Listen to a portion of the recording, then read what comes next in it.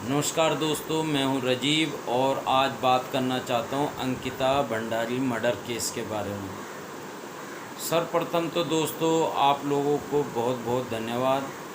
जितनी भी हमारी माताएं, बहनें और महिला आयोग या सोशल मीडिया जो वहां पे इन्वॉल्व रहा और माँ बाप के साथ, अंकिता भंडारी के माँ बाप के साथ कंधे से कंधा मिलाकर रात दिन इस इशू को नेशनल लेवल तक हाईलाइट किया, तो आपको बहुत बहुत धन्यवाद है।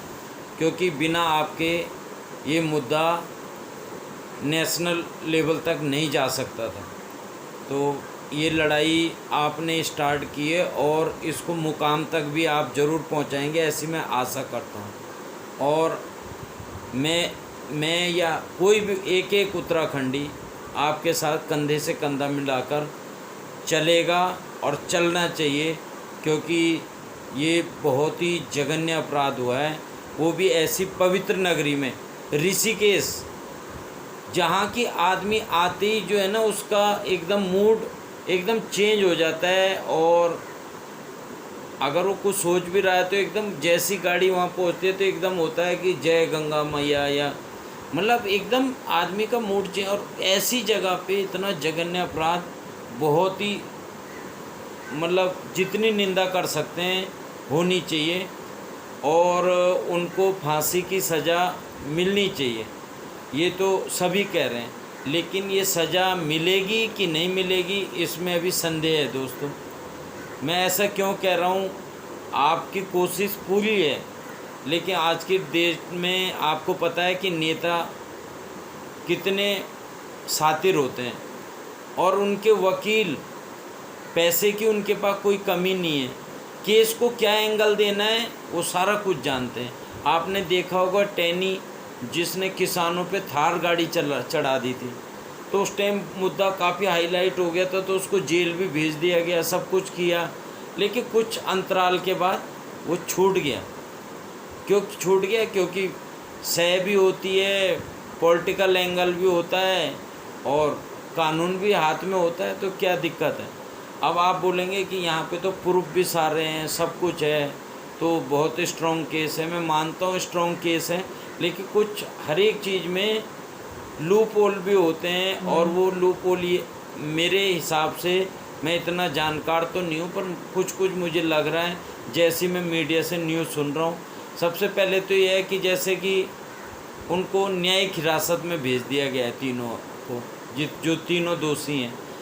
तो उससे पहले तो उनको जो है पुलिस हिरासत में भेजना चाहिए था, ताकि उनसे कुछ उगलवाया जा सके। अब उगलवाया क्या, उन्होंने ये तो बोल दिया होगा कि भाई हमने मार दी, लेकिन प्रूफ चाहिए। अब देखो पानी का वेग बहुत तेज़ था, उनकी तो चाल ये थी कि बह जाए और कोई सबूत ही ना मिले।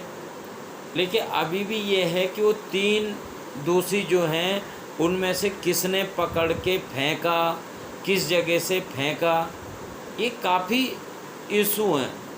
किस बात पे झगड़ा हुआ, क्यों झगड़ा हुआ, तो अब वकील तो कहीं से कहीं घुमा सकते हैं केस को। तो ये सारी चीज़ जो है पुलिस को अपनी कस्टडी में लेके पूछनी थी। 14 दिन की न्यायिक हिरासत में भेजा है, तो 14 दिन की पुलिस हिरासत में रहते, पुलिस कस्टडी मिलती तो ज़्यादा फायदा होता है।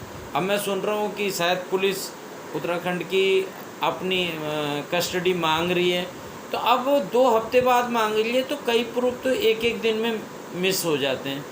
अब जैसे यही लगा लो कि गेस्ट हाउस का पे उसी दिन बुलडोज़र चल गया, तो बुलडोज़र चलने में खुशी तो बहुत हुई, लेकिन उस रूम में चला जहाँ अंकिता रहती थी। तो ये देखो सब खुश भी हो गए, लेकिन उन्होंने इसी में अपना वो भी ढूंढ लिया कि हमने करना क्या है, ताकि वहाँ से कोई प्रूफ मिले ना। पब्लिक भी खुश और अपने काम भी हो गया। तो ये इस चीज़ में शातिर होते हैं। अब जिला प्रशासन कह रहा है हमने तो इजाज़त ही नहीं दी, तो बिना जिला प्रशासन के, डीएम के, एसडीएम के कैसे वो टूट गया, ये तो एक जांच का विषय है। क्या पता चल रहा है इस चीज़ का? उसके पीछे जो है कंपनी है जो आंवला कैंडी की, उसमें आग लगी, कहते जनता ने लगा दी। अब जनता किसके फेवर वाली थी वो, ये भी तो जानना ज़रूरी है। अब उनको क्या वहाँ तक पहुँचाया कैसे? इतनी पुलिस लगी हुई थी, जबकि वहाँ पे तो पूरा सील कर देना चाहिए था। तो उस चीज़ को क्यों नहीं रोका गया? अगर जब सब कुछ पब्लिक की मान रहे थे और पब्लिक के साथ इतना होता, तो जब ये भर्ती घोटाला हुआ तो पब्लिक तो कह रही थी सीबीआई जांच करो, तो उस टाइम सीबीआई जांच के लिए भी मान जाती गवर्नमेंट। तो गवर्नमेंट तो अपने हिसाब से चलती है कि उन्हें क्या करना है क्या नहीं। अब कुछ भाई तो कह रहे धामी सरकार ने बहुत बढ़िया काम कर दिया, बहुत बढ़िया काम। भाइयों, इस चीज़ में बंटो मत, ये मैं कहना चाहता हूँ। अभी हमको एक रह के रहना है, कोई भी पार्टी से सरोकार मत रखिए। हाँ, जिस टाइम वोटिंग का टाइम आएगा आप किसी को भी वोट दीजिए, वो आपका अधिकार है, लेकिन इस टाइम किसी के गुणगान मत करिए प्लीज़, ठीक है। सबसे बड़ा मुद्दा ये है, धामी ने इतना बड़ा काम नहीं किया है। मानता हूँ कि उनकी इंटेंशन सही हो, वो चाहते हों कि इनको फांसी मिले, लेकिन झुकना पड़ता है। गवर्नमेंट एक बंदे की नहीं होती, सारा मक्कड़ जाल है। अगर 10 एमएलए दूसरी साइड बोल रहे हैं तो उन्हें भी झुकना पड़ता है। तो इसलिए अभी ये नहीं बोल सकते कि गवर्नमेंट ने ये कर दिया, पब्लिक ने उनको झुका दिया है। सबसे बड़ी बात यह है कि पब्लिक ने झुका दिया। जो भाई बहन वहाँ रात दिन खड़े रहे धरना दिया या कुछ भी, तो उन लोगों ने झुका दिया प्रशासन को, ये सबसे बड़ी बात है। नहीं तो उनको क्या, अगर आप इसमें से बढ़ जाओ, 70% गवर्नमेंट के फेवर में बोलने लगो, 30% उधर, कल ही मुद्दा ख़त्म हो जाएगा। वो तो ये देखते कि हमारी वोट बैंक कितने पे असर पड़ रहा है। उनको लग रहा है कि हमारी वोट बैंक भी खिसक सकती है, इसलिए मुद्दे को हाथ से जाने नहीं देंगे। वो भी खड़े होंगे, विपक्ष भी खड़ा होगा। विपक्ष को तो होना ही चाहिए। जब कोई लीडर आएगा आपके बीच में, तभी तो इशू और ज़्यादा उठेगा। तो मतलब इसमें ये नहीं कहना चाहिए, विपक्ष का कोई भी आए तो उसको इन्वॉल्व करना चाहिए, तभी तो बात आगे बढ़ेगी। जनता तो मतलब इन लोगों को बुला के या कोई पॉलिटिकल, अच्छा एक बात ये और है कि आप देखिए बीजेपी से किसी लीडर का बयान आया है? अगर कोई हिंदू मुस्लिम का मुद्दा हो, कोई भी अन्य मुद्दे पे तुरंत बोलेंगे फलाने ने नहीं बोला। अच्छा, यही मुद्दा अगर कांग्रेस का होता तो पूरा नेहरू से और जितने भी खानदान है ना, सबको कोस देते कि कांग्रेस ऐसी ऐसी ऐसी। मेरी तरफ से तो कांग्रेस भी जीरो है, लेकिन खुद सोचो दिमाग से। अभी हो रहा है तो बीजेपी इन्वॉल्व नहीं है, एक बंदे का नाम आ रहा है, किसी चैनल पे आप नहीं बोल सकते कि बीजेपी बोल रहे हो, जबकि इतने बड़े बड़े घोटाले हो रहे हैं, हर एक चीज़ हो रहा है। कभी कुंभ का घोटाला उजागर हो जाता है, लेकिन ना, वो तब सिंगल बंदे पे आ जाता है कि उसने किया है। एक बहुत बड़ा राष्ट्रभक्त चैनल है अमीश देवगन का, उसने जहमत नहीं उठाई कि वो इस मुद्दे पे कोई डिबेट करे। उसके लिए उत्तराखंड कोई वैल्यू नहीं रखता, उसको ये इशू छोटा लगता है। मेरे लाइफ में तो ऐसा जघन्य अपराध मैंने अभी तक नहीं देखा, इतनी उम्र मेरी भी हो गई है, लेकिन इन चैनलों को ये मुद्दे बड़े नहीं दिखते हैं। इनको तो एक अलग ही मुद्दे पे बात करनी है। सबसे बड़ा शुक्रगुजार है जो अंकिता भंडारी का फ्रेंड है, अगर वो नहीं होता तो ये केस मैं बोल रहा हूँ इतना उठता ही नहीं।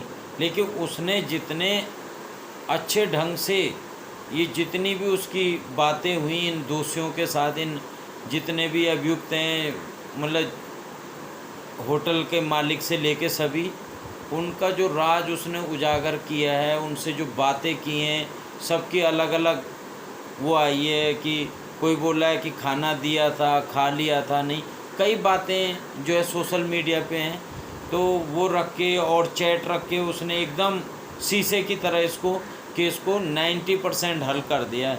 लेकिन नेताओं की तरफ ये 10% अभी भी है, और वो उस 10% में ही गेम कर सकते हैं। तो हमारे पास तो यह पब्लिक जनता के पास क्या होता है, उनके पास तो एकता ही है। जब तक एकता है तो सब कुछ हो सकता है।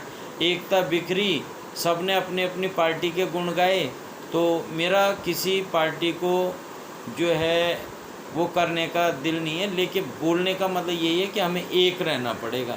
ये है, आप किसी पार्टी का झंडा उठाओ मानते यार कोई किसी का रिश्तेदार है वो बोले, लेकिन हमने तो यार एक जन सेवक हैं, हमें तो उस हिसाब से सोचना चाहिए कि हम पे हमारी किसी बहन पे बीत रही है तो हमें उसकी तरफ खड़ा होना चाहिए।